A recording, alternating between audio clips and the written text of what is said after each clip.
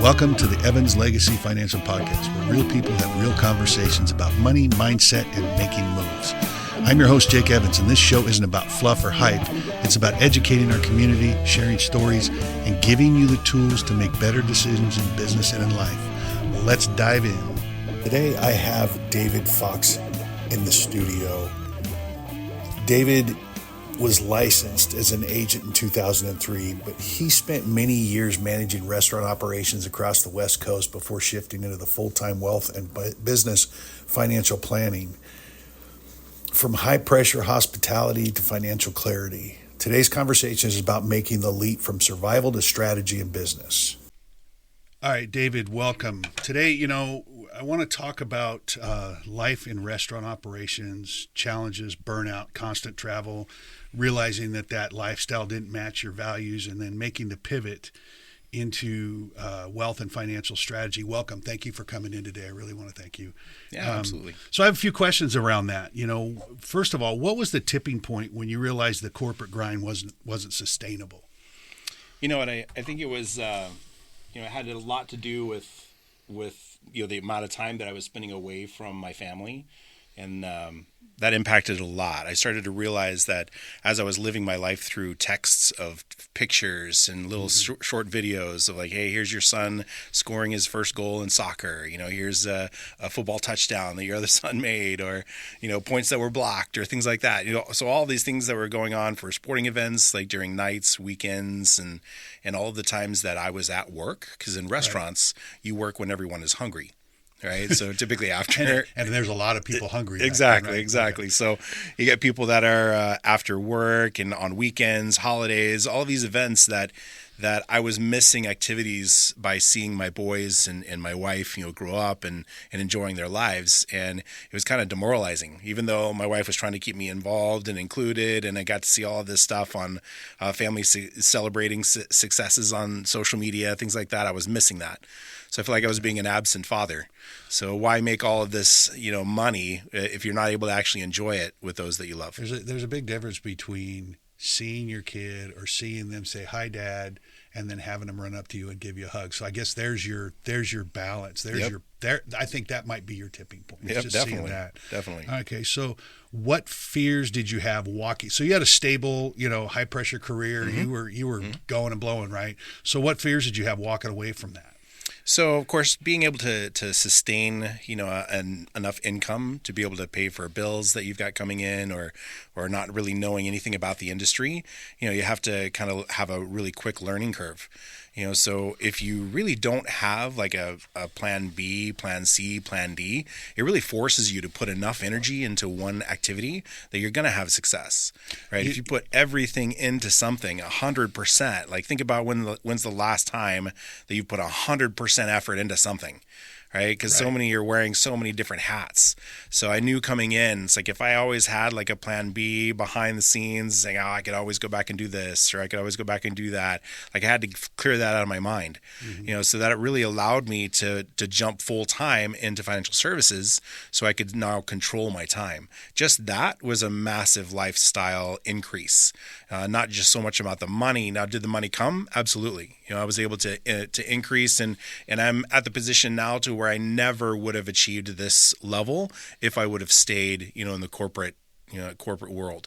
But just having that time freedom, time ownership of your schedule, having the tenacity to write bigger dreams and more hours into your business, and being smarter, being around individuals that can help you get there. So having really strong mentors that guide you towards that way. And that's that business top 5. Definitely. If the top 5 people that you're spending time with aren't enhancing your life and your business, find a new top 5. Yep. Definitely. Right? Definitely. Okay. So, and that kind of shifts me into our next question, and you talked a little bit about it. What mindset shift was required to go from employee to strategist? Right. So one of those mindset switches is definitely not replacing my income with time, right? So many people are just used to like clocking in and clocking out.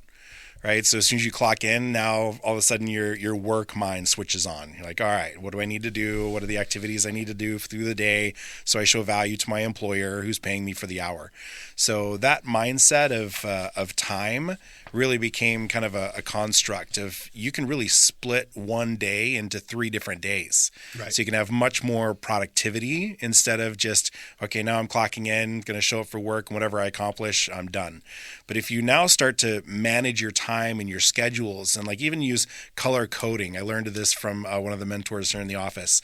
Color code your schedule. Say, okay, these are money-making activities. These are personal development activities. This is family time. Like schedule it all in, because if you're scheduling it in, you can obtain all of what you're wanting to do. You know, I recently started doing that myself with, you know, you talked about don't have a plan B. Mm-hmm. When I got into real estate, it was like, don't have a plan B. And, you know, but in the meantime, you know, real estate wasn't really paying the bills. So I was continued to be a notary. I continued to do this and that. But my primary plan A was real estate, you know. Right. And I've kind of shifted a little bit into the financial services and going from that and then I still have a plan A. And I have things that make me money, but I still have that plan A that this is the only way I'm going to go. This is my end. This is the end of, you know, not the end of the road, but I get what you're saying. So, you know, and then going from employee to strategist, from employee to self-employed, right, is a big difference, right? Because you have not somebody's not signing your paycheck once a week or once every 2 weeks. Now what you make, you have to make sure that everything lasts you till that next go round. Right.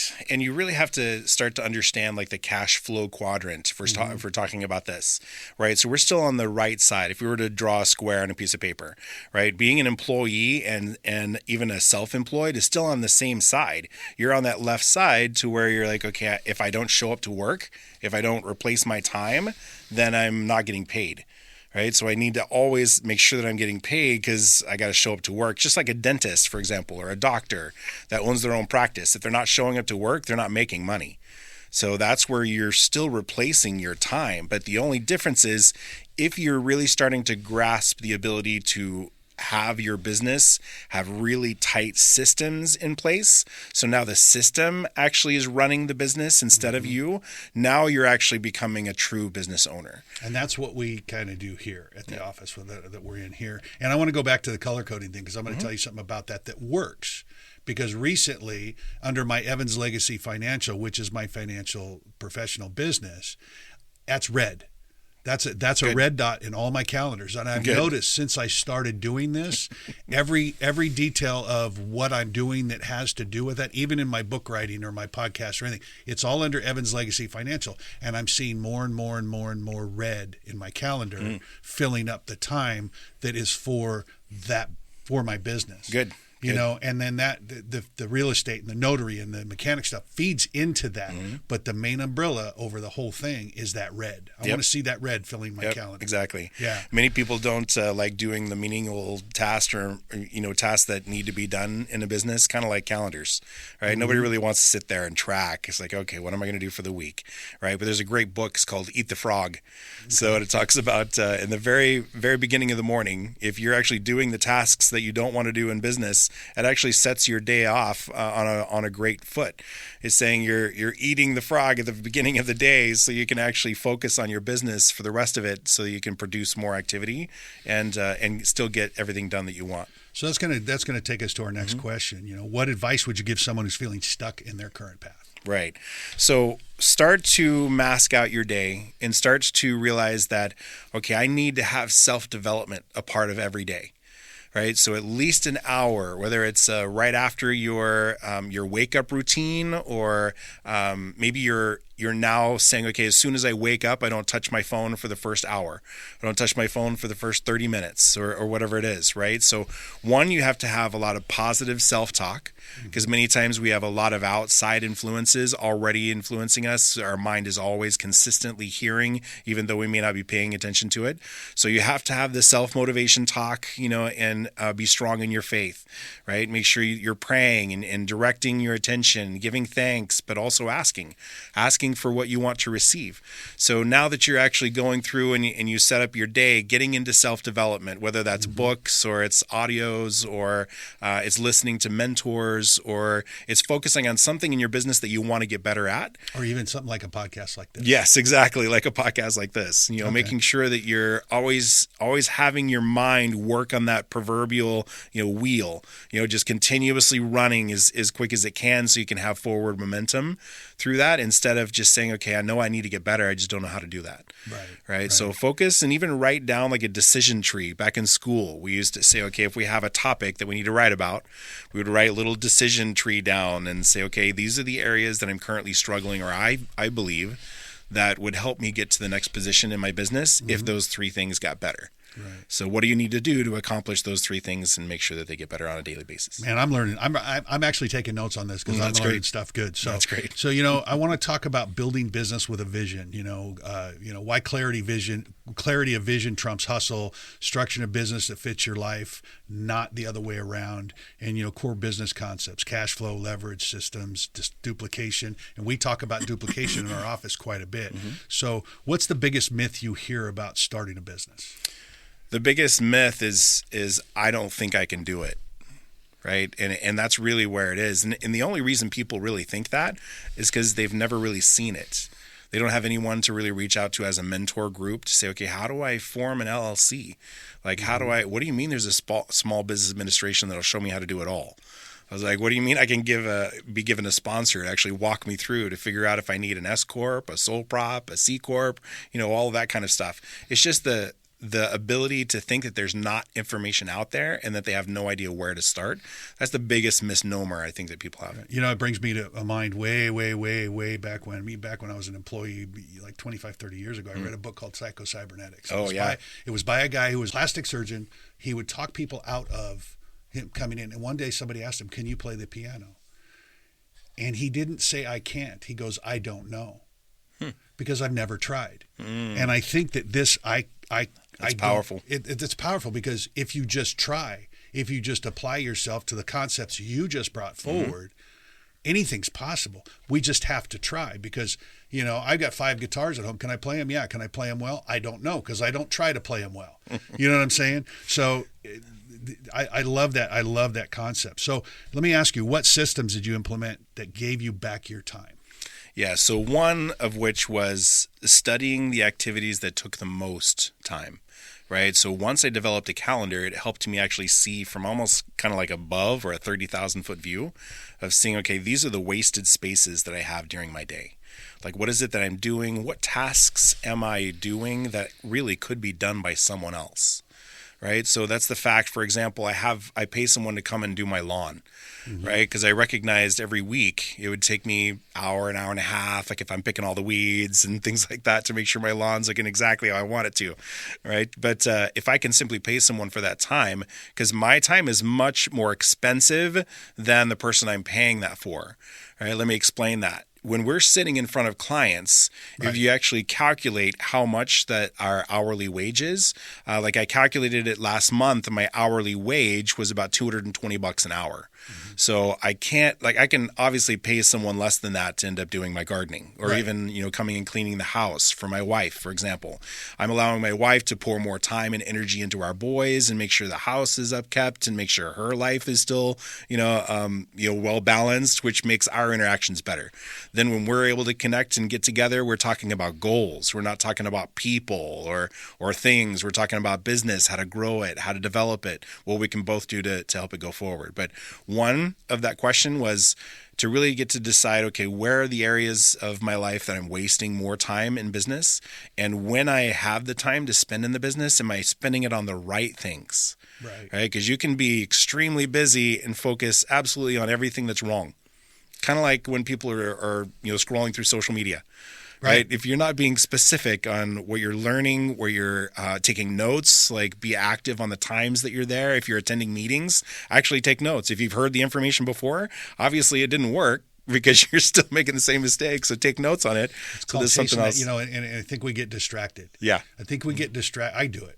I get distracted. I'm trying to write this I've got a web designer right in front of me, Yep. but I'm trying to write the code myself when Yep. it's going to do it, and I get lost in that because I know I can do it better or something like that when it just is right there in front of me to do it for. Right. I have a system in place Right. to do it for me. Mm-hmm. What are the 3 top financial mistakes business owners make in their first 3 years? Top 3, I'd say 1 is not investing back into your business. Right? So many people are like, hey, I want to be profitable. Right. I want to make sure I'm making money. I want to, feed my family. Like, you need to invest as much as you can back into it to make sure you have strong systems that are in place, which is number 2. Number 2 is making sure that you have systems. You need to design out things that others can do for you. So you're focusing on the higher cost items in your business that will make you more. That could be hiring VAs. It could be, finding staff that's here. It could be even, having a gardener, or some other times, like maybe you wash your car. Go out and hire your son to wash your car for you. Mm-hmm. Right. So that's what I'm doing. But the third really biggest mistake I think that people are making is that they don't pay attention to the people that they have around them. Because when you're starting a business, everyone's going to tell you, oh, I'm not so sure about that. They're not sharing the same dream that you are. Right? That's back to the top 5. Exactly. We're so used to shrinking our dreams and goals to fit around our current financial situation instead of having a larger mindset of individuals that you're surrounding yourself with to think what's possible, right? Because there's 3 different mindset. Those that are kind of struggling financially, they typically talk about people. Right? There's just, that's why TV shows do so well, right? The housewives of whatever. They're always super interested, right? Middle class, really talking about events that are happening. Oh, did you see the news? Did you see what's going on here or there? And then there's another class, a class that's really focused towards getting to the next level. Those that are more affluential, those that are top, 10% of our society. They're talking about how to advance business, how to solve more problems for people. How can I create more solutions so I move my business forward? And surround yourself in groups like that. There's a group that I love being a part of. It's called the Holy Smoke. And it's pretty cool. It's actually a bunch of Christian guys that get together. They enjoy cigars and they sit there and they talk about business and they start talking about the Word. It's like, how much can you actually learn about building business from the Word? There's a lot. There's a lot, right? Absolutely.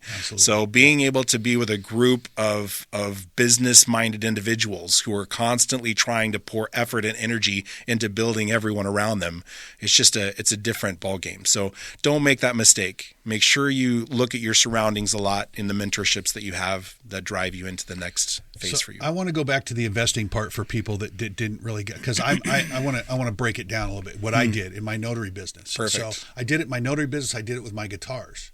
Okay. So when I bought my first guitar, I bought a Gibson Les Paul, paid $1,200 for it. Could I play it? No. Wow. But I knew if I bought an Epiphone or something like that, one of the bottom line was it was going to give me crappy music and I was going to get discouraged and I wasn't going to play. Right. And so same with my notary business. I bought the top of the line printers. I bought the top of the line equipment because I believed that my business was going to grow into what I had. Not the other way around, because if I bought crappy equipment and I started and it blew up, I'm spending all my money replacing it and getting better equipment. Why not just buy the best in the beginning, take the hit, and let your business grow into the equipment? Because it's like better car. I bought a better car. I bought a better printer. I bought my briefcase. Everything around my notary business was better. And even though I started slow, my business grew and I didn't have to buy more equipment. Perfect. So that profit was mine.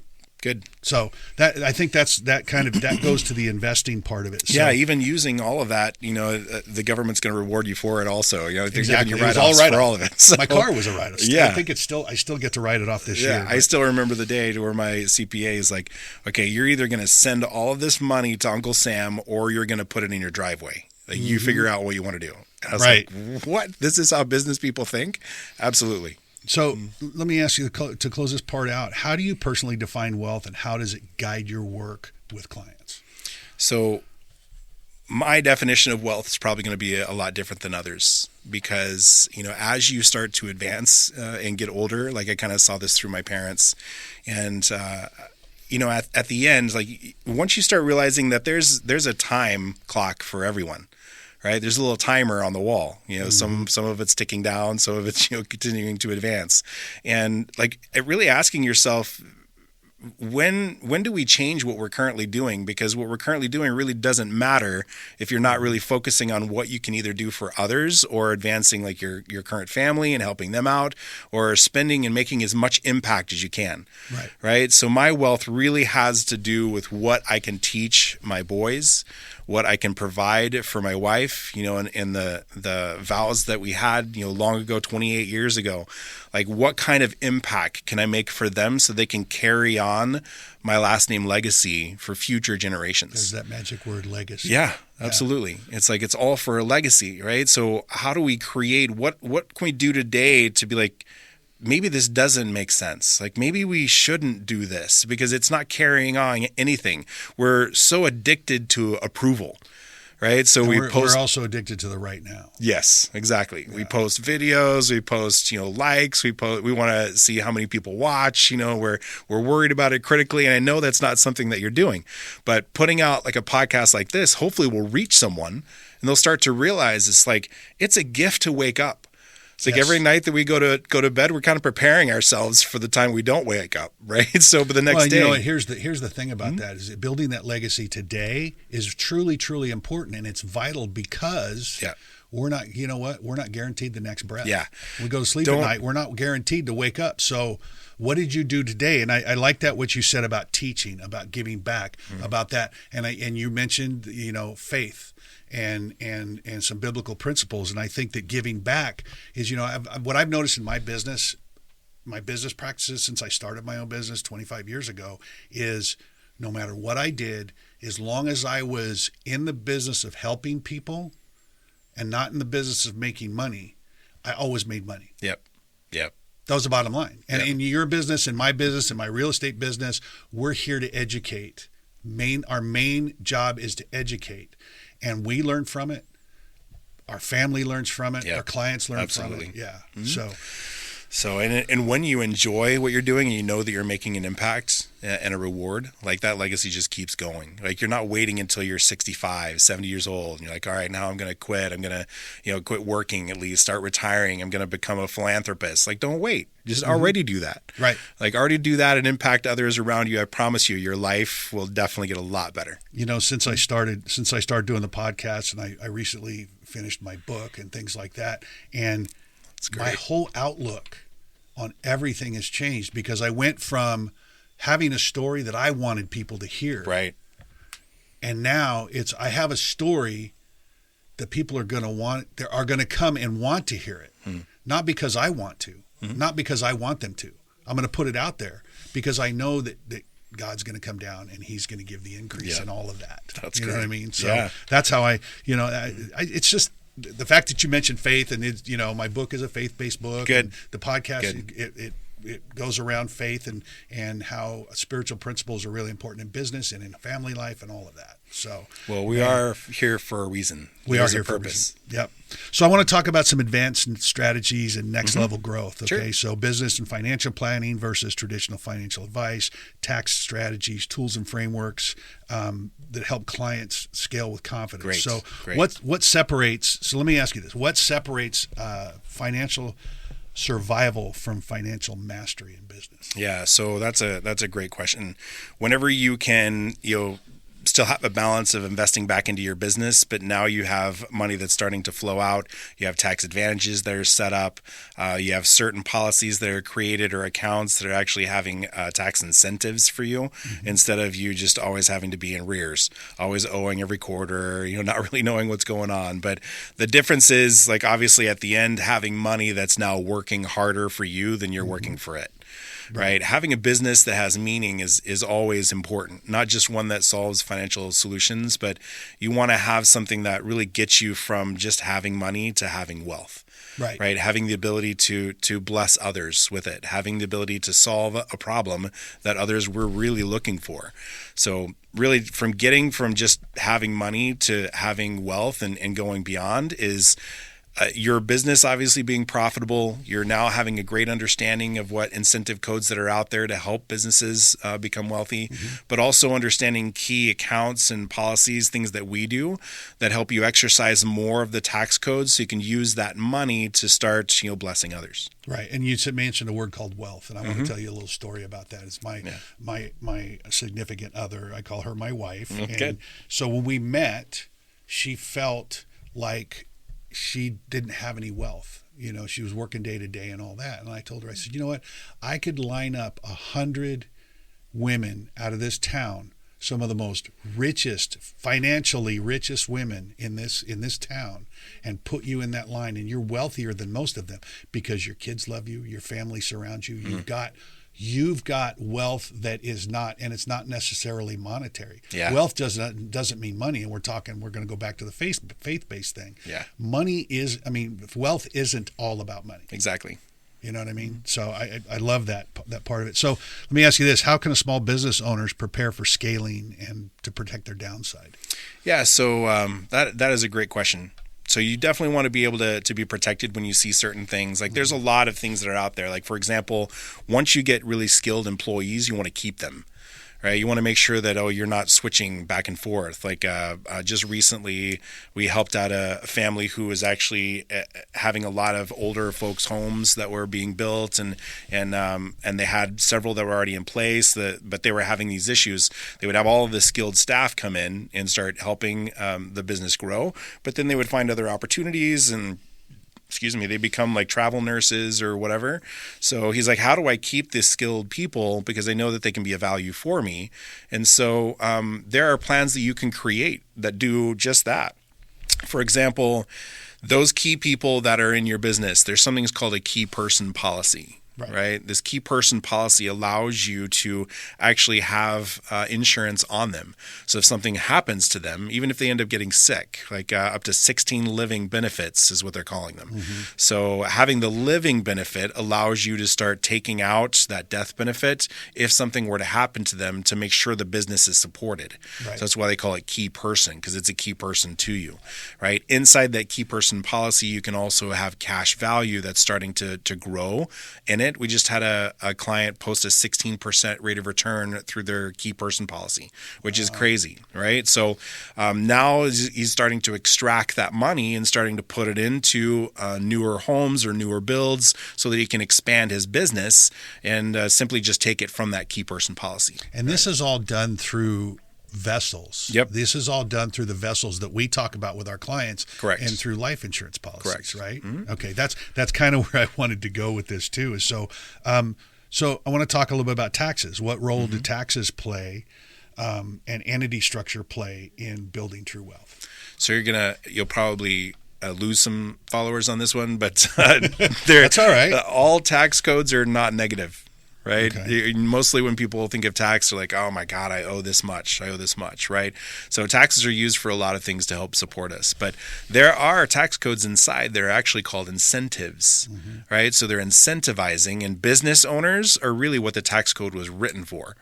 Right. So if you're a W-2 employee just kind of going along, you have very limited write-offs. Like you have mortgage, maybe a babysitter, if your kids are underneath the age of 18, you've got some write-offs that are there. Right. But a business owner, there are multiple tax codes that allow them to start having tax advantaged things that work for them and help their business grow, because having small businesses or even large businesses drive our economy. Exactly. So we want them to be profitable.